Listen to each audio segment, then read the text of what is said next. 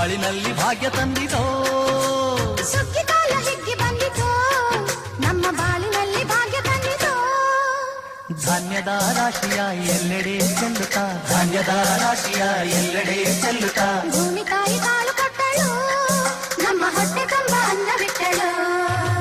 ಸುಗ್ಗಿ ಕಾಲ ಹಿಗ್ಗಿ ಬಂದಿತೋ, ನಮ್ಮ ಬಾಳಿನಲ್ಲಿ ಭಾಗ್ಯ ತಂದಿತೋ. ಸುಗ್ಗಿ ಕಾಲ ಹಿಗ್ಗಿ ಬಂದಿತೋ, ನಮ್ಮ ಬಾಳಿನಲ್ಲಿ ಭಾಗ್ಯ ತಂದಿತೋ.